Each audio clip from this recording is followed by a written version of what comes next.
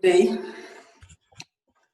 welcome once more to our edition of the webinar on investing in your property.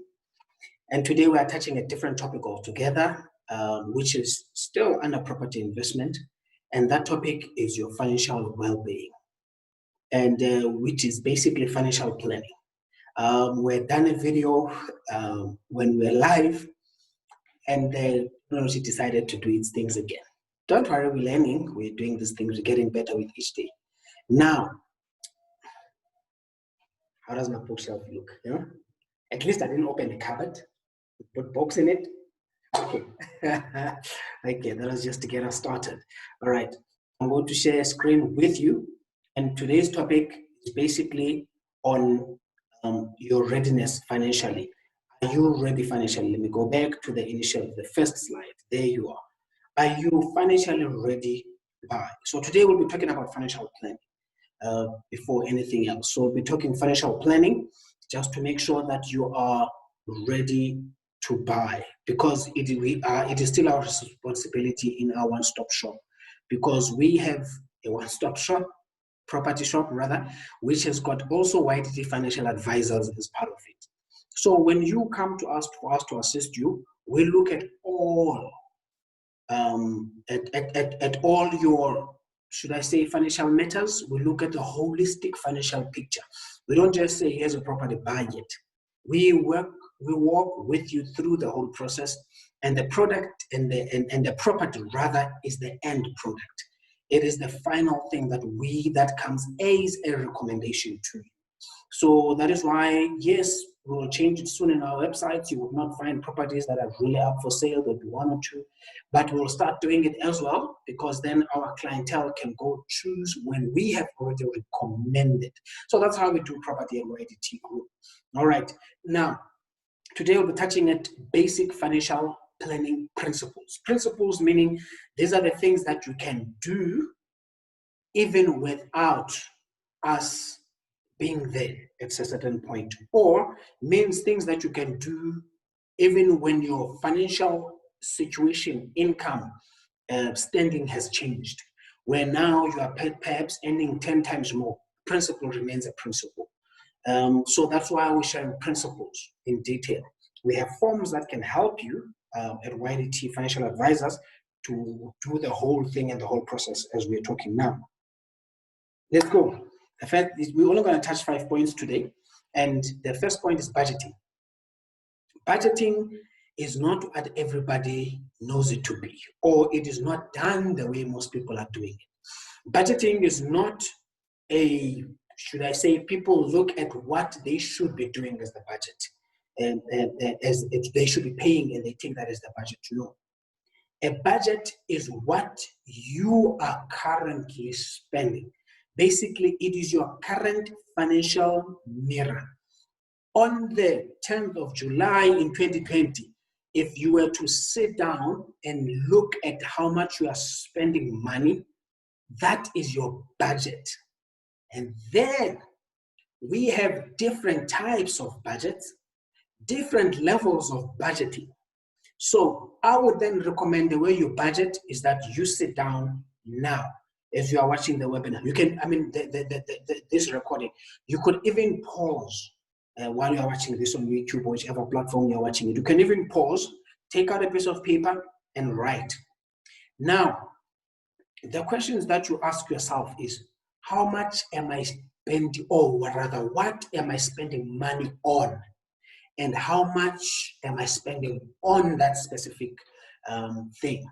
Whether it is rent, what you are spending, not what your rent is and what you should be paying the landlord and you are not always paying, but what are you paying now? When the SMS wakes you up at 12 midnight and the salary is in, what do you do with the money? Not what you are supposed to do. We're getting to that. What do you do with your money? Then you list those things down. I eat out every second day.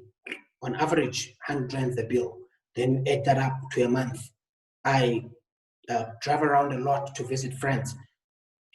How much petrol do I spend a month? And. You put that down. Now, you don't yet look at what you should be doing, which is your priorities. You understand? But nonetheless, we will go deeper into budgeting, but I will let me somehow continue because I already started. You don't look into your priorities. You look into what you are doing now with the money.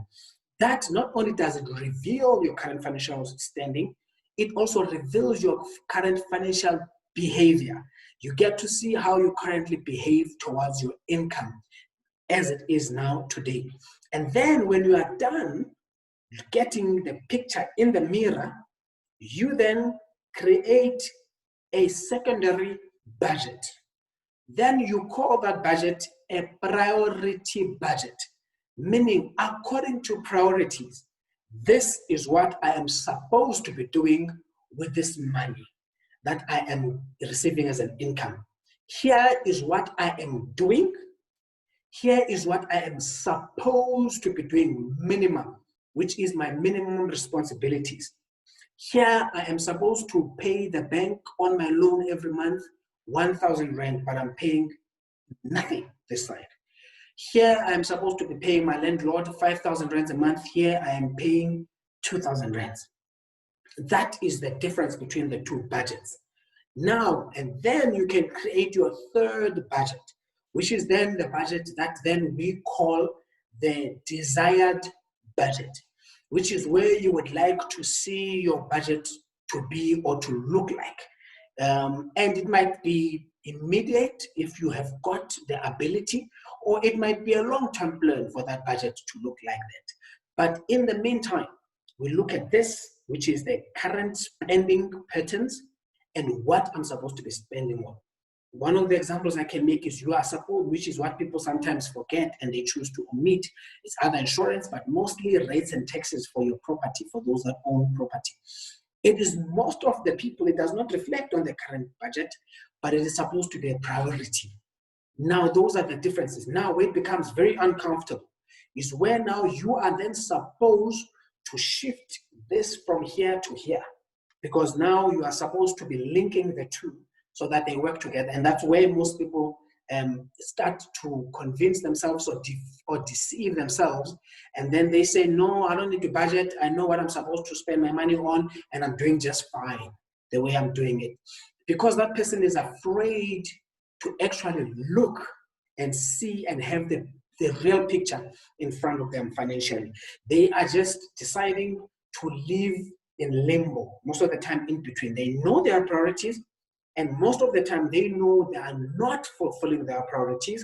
So therefore, they then say, no, I will find a way to work out. For now, it's working out, I'll leave it. But then, and that's why it makes this totally uncomfortable. Because then you get to see the real picture. Now you need to do what you are supposed to be doing, which is what then it starts the journey of you changing your financial behavior to this place. Now, it might take time to move from here to the priorities sometimes, because you might find that while you were behaving a certain way financially or spending money in certain things, you ended up binding yourself for a longer term. Maybe you took a credit agreement that will only finish in 12 months, 24 months. Now you realize that the money you committed home is actually not the money you can afford. Now you must deal with the people at home being disappointed, or that you must drop it. So sometimes it's not an immediate switch or an easy shift. Therefore, you then plan properly. That's why there are many products. We help you with these things at Identity Financial Advisors. We have got a brilliant credit management system that helps you to do these things well. And sometimes we use products like they call it debt consolidation from the banks or from financial institutions. They give that as a loan. They do that to say that's basically why it was and how it was initially created. To say this person had been behaving like this financially, and they would like to change their behavior. But now they're at a place where it is not easy to change it, or their finances are so tight that they can't change it. Therefore, let's give them a lifeline so that they can change. Then with that debt consolidation loan, chances are you might end up paying slightly less, but it becomes new. So all the debts are now starting from fresh. But what then that does is it gives you a breather, a little bit of a gap in your income that you can now be able to shift here and do the other things that you are supposed to do. It might take you longer than to move from your priority budget to your desired budget. So it might take you longer, but it's okay. We continue. There are many ways of getting there. You can work on creating an extra income so that you can get to it there. Now, I've already touched budgeting. So when you get to the slides, we're just going to go past it. Now, the next principle is protection. When you need to protect the budget, you need to protect what you see on the budget from the beginning. From the day you start doing your budget, you have to protect it. I will explain in detail now. Then the next principle, the third principle is short-term investing and planning. And then the fourth principle is long-term investing and planning. And then the last principle we're going to touch on today is wealth creation. Then is budgeting. We already spoke about it. You see a current real picture. Do you like it? Do you not like it? Priorities, desired picture. And then protection. Now protection, this is where now we get to protect the current budget, meaning we are avoiding any form of financial disruption that will change things as they are and against any event, of course. So you protect the budget, and these principles go in this order. The second step after the budget is done, sorted, now you protect it so that it doesn't get worse if it's bad. It doesn't get bad if it's good, you understand? So you protect it. You protect it against what you know will happen, but you are not sure when. Typically, this is basically mostly talking about a funeral. Somebody is going to die. We know that. We just do not know when. So the best thing we can do is to protect against it. If you've got a lot of money, put money aside. It will be a very expensive exercise, but the cheapest exercise that almost everybody that has got an income can access is getting funeral and life insurance to make sure that if the person dies, you are able to cover that up. Now, here is how we then look at how if a person dies or not. Please hold a moment. You just have to stop sharing just for a second. There's something we need to confirm that it is continuing. All right, it is continuing. We will continue to share then. Now, here, okay, let's go back again. It was with protection, exactly. Now we can share the screen again. Now you start to protect against what you know will happen. We've spoken about it. It's death or funeral. I'll make an example. It might not be the immediate person only that you might be concerned about. It might be somebody else that you. So what I always do and teach our clients is that if for you to decide whether it is necessary to take a funeral cover for somebody or not, because what happened is when our parents discovered this, they then took a lot of policies, and then that made us not want insurance, because then we felt like it was taking our parents' money and it never really did anything much. Now here's how to define a necessary a funeral cover. Now, two questions. One, at the passing away of this person, would I need or be expected to contribute or do something towards the funeral? Not during the lockdown. Funerals are very cost effective now, though they're painful, but it might still be applicable to you, that question, to say, would I be expected to, or would I need to contribute financially towards this person's funeral? Secondly, second question is, would I like to do something, or would I want to do something when this person passes away? If the answer to both the questions is yes, then you do it. If the answer to the first one is yes, to say it would be necessary, then you then definitely do it. But if you would like to, then you ask yourself further questions to say, can I afford to? Because now you have a choice. The first one, you don't really have a choice, because the expenses of that funeral will be staring at you in the eyes. You don't have a choice. But on this second one, you do have a choice, because you are not expected to, do not need to, but you would like to, out of the goodness of your heart. Now, that's when then you start to check, and then you ask yourself further questions like, can I afford to? If the answer is yes, then do it. If the answer is no, don't do it. Wait for the time that then you can afford, meaning you don't have to do it now. You can do it when then your financial situation clears up. That goes also, it goes with life cover. Because life cover then it's for a different level, different type of things, leaving your family with a lump sum money, with an income, or working with to secure a home loan or anything, but that's different. But you need to protect against that as well, of course. Mostly when you start to own properties, because then you know you are going to die. You don't want to leave your family with a mess where their house they live in that you have financed through a financial institution would have to be repossessed and sold on auction. Then you need to protect against that. And then against what might or might never happen, but you are not sure when. In other words, I might get into a car accident. I might never get into a car accident. But if it were to happen, I don't know when. I might be disabled. I might never be disabled. But if I were to be, I do not know when. And the list goes on. You guard and protect against that.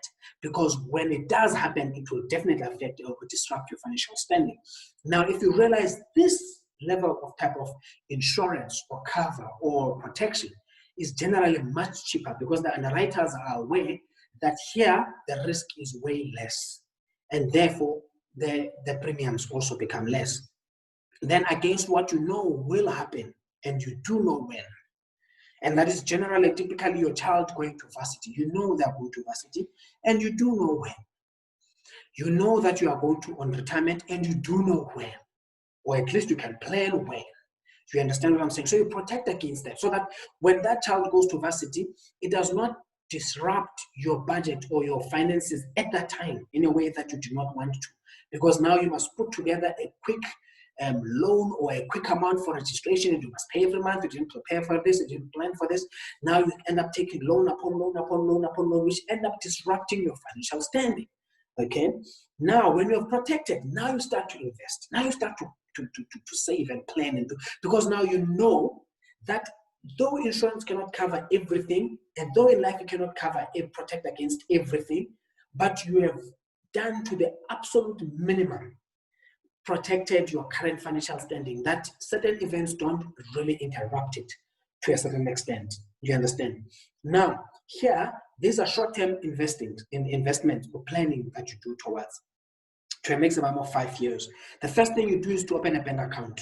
Some people might say, you might laugh and you might say, that is obvious. I mean, why would you, are you taking us for granted here? Why would you share that with us? Remember, that would be applicable 20, 30 years ago, when there were still a lot of people that were earning their income via an envelope. Maybe you think like that. But here's the thing. People right now are opting to use cash for different reasons. Others that are doing it for the cash flow of the business. The client pays cash, they go buy stock cash. Others are using it to evade tax. Others are using cash to avoid that. Good or bad reasons. That's why I put it here. Your money, remember, after all, these webinars or these series are about you investing in your property portfolio, using somebody else's money if you prefer to go that route. Now, if you use a financial institution, they are then going to need to see proof that the income you are making you can therefore be able to afford to buy this property, and they can trust that you'll be able to pay it. So if you don't put the money through the bank, it is not recorded in the bank.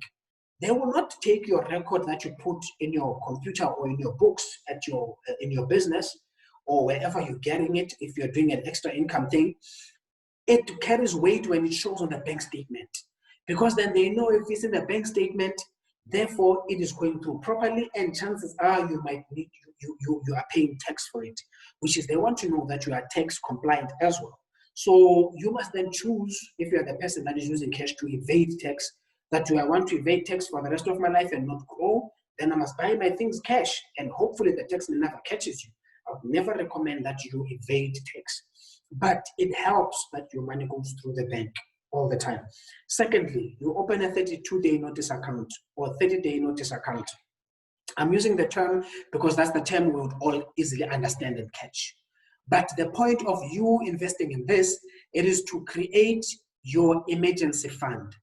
A fund for the things that you could not protect against previously, but they might happen, and most of the time they do not need a lot of money if you've done a protection well. then you can access that on a 32-day notice account. You understand? Where, for example, you just would like to change something in your car. You'd like to buy new mag wheels, or there is a date that is put out on a surgery, and your for a surgery, and your medical aid does not cover everything, and they've given you the date. You just go withdraw the money. You got into an accident, your insurance pays, but you do not have money for access for insurance. Then you go and withdraw from this emergency fund. That's the second stage of planning for short-term planning and investing. And then the third one is event-based investing. These are things that you know they are going to happen. They are events that are in a short term, then you start planning towards. E.g., you are planning to get married. That's an event. It's a short term. You can plan for it. You want to pay lobola. That's an event. Short term. You can plan for it. You want to go back to school and pay for your own education. That's a short term. You can plan and invest for it, and so the list goes on. And then this short plan is basically plus minus maximum 5 years. You can decide on how short you want your short term to be. But what happens is, as wise Warren Buffett said, we always overestimate what we can do in 1 year, but we underestimate what we can do in a long term, which is 5 or 10 years. So don't be tempted, don't fall into the temptation of wanting to cram everything into 1 year. Because then what happens is when it doesn't come through because they are not real or realistic, then when they don't come true, then people become illusion. Then they don't want to plan again, because now last year's plans didn't happen, so they think this thing is not working. Then now we come to long-term planning. Long-term planning is between 10 and 15 years. Okay, you can even go it further, but at least you make it 10 to 15 years, because then you can be able to, of course, depending on your age and your objectives in life, but then at least longer term you can be able to plan longer. Here, this is where then we put many principles into perspective. Principles like you plan for the best, but you prepare for the worst. You understand? And the example that I always use with my clients is to say, e.g., right now you are in a level 8 government job. If nothing were to change for the next 10 to 15 years, where would you like to be at the end of that time? Then you do that planning, as if nothing financial will change. Though we're hoping and trusting for better, though we're hoping and trusting that God will take me to a different level of things and prosper me and help me be a better person for my family and for my sake and for my community, but nonetheless, let me plan as though nothing will change outside. I would have to work with what I have now. And then you can plan for retirement planning as well, and that long-term planning. And retirement, again, is not necessarily only, we're not only talking about when you get 55, 60, 65, when you want to leave your job, but we generally use the definition to say, when do I want to not have to do certain activities to earn a living? That's what we're talking about. A number that says, if I were to get this amount every month, I would stop working. That's the type of retirement. That's why people would call it an early retirement and whatnot. We just call it retirement. Early or not, retirement is retirement. It's dependent on your planning and your income. Now, the next one is estate planning. Estate planning is a holistic picture of your planning. Remember, you are an estate. You are a living estate. When you get married, in common of property, you become a joint estate. When you lose everything, your liabilities become way more than your assets, then you become an insolvent estate. When you pass away, you become a deceased estate. So you are an estate. So an estate planning is to plan all your affairs, mostly financially.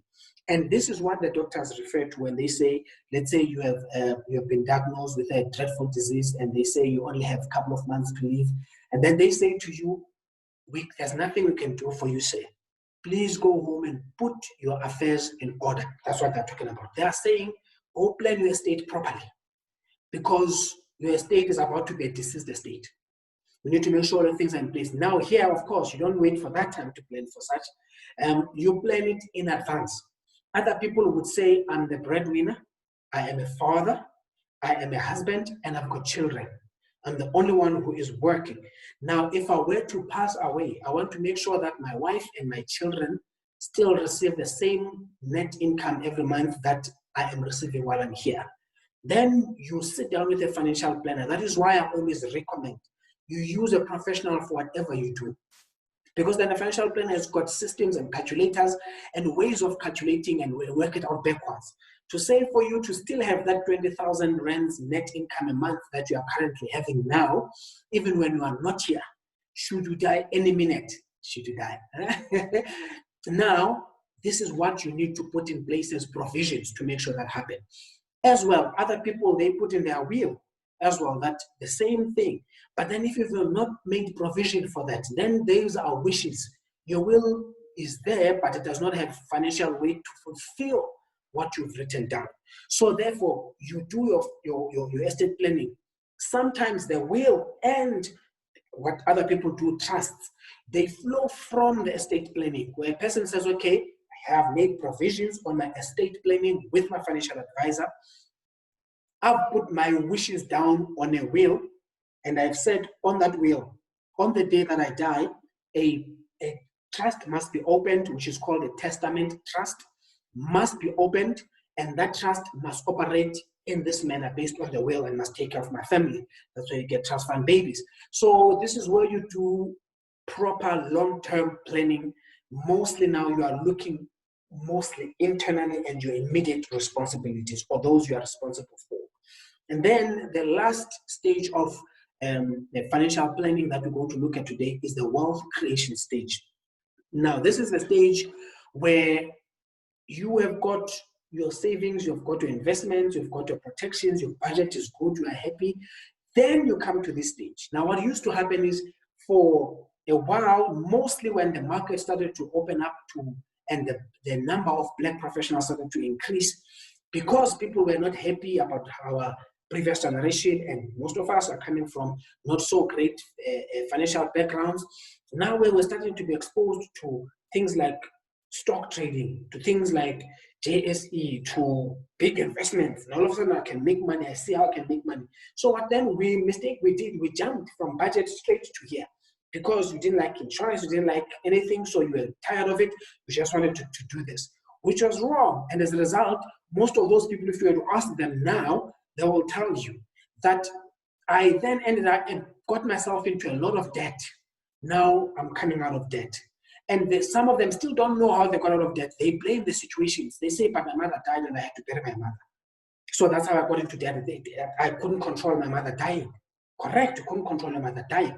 I was in a hospital and the medical aid could not cover so much. I didn't even have the medical aid. So therefore the hospital bill was 200,000. So I had to take a loan. Now I'm deep in debt because of that. However, they are forgetting that should they have prepared for that, they would have been able to avoid that. Now, this stage is where you have done everything properly as to the best that you possibly can. Now here, you are starting then to create wealth. Now you are planning to grow now. You are creating your own growth. Mr. Level 8 government whose income has not changed for 10 years, that example, remember? Now you are creating your own growth outside your income or even using your income. Now this is where you start to make money work for you. In this stage, now you can start to do stock trading. Because this stage is what I call the oops moment stage. If you were to lose your money that is at stock exchange, it would be oops. Okay, lesson learned, I move on. But it did not disrupt your financial current standing. It did not disrupt anything in your life in your financial standing. It's just that it delayed your wealth creation plans. That is where you do these things. Only when you come here, you understand. Then you can do the WhatsApp groups, which I don't recommend. Please don't do such. It's a topic for another day.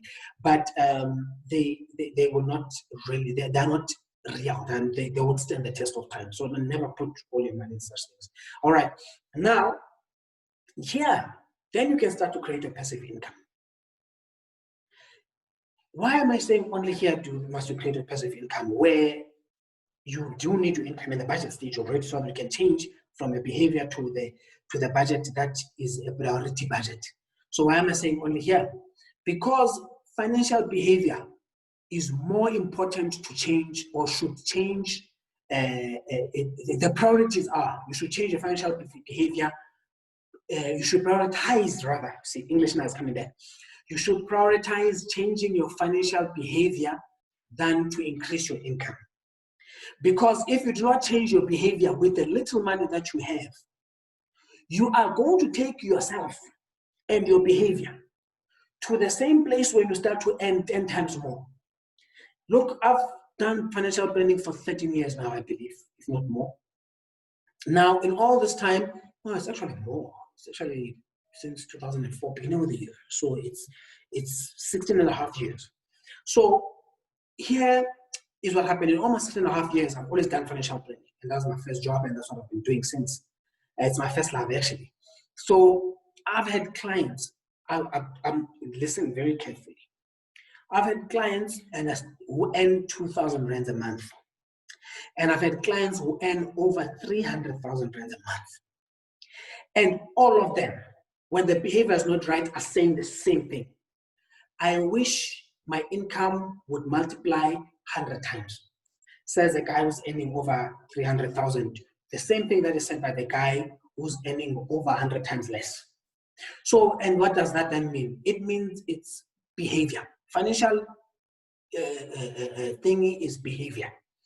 And once the behavior is correct and is right, then you can do other things. So if then you create passive income on top of a bad behavior, you are just covering a wound without treating it. You are sugarcoating something wrong. You are hiding something that is wrong by creating income. When that more income comes, you are also going to continue with your behavior. But when you are at this stage, you are a disciplined financial person. When you create passive income, it will do what the network marketing presentations promise you. Because then you would be disciplined financially. You would not be mixing finances. You would not be doing things that you are not really important to do at that time. You would be well disciplined. And then, of course, the big and the main important thing, you will build your property portfolio here. Yes, you could buy a property after protecting. You could buy your property anytime, at any stage, if then your finances are good, of course, after budgeting. When you see I can be able to pay, now I can buy a property, whether short-term, long-term, you can buy property anyway.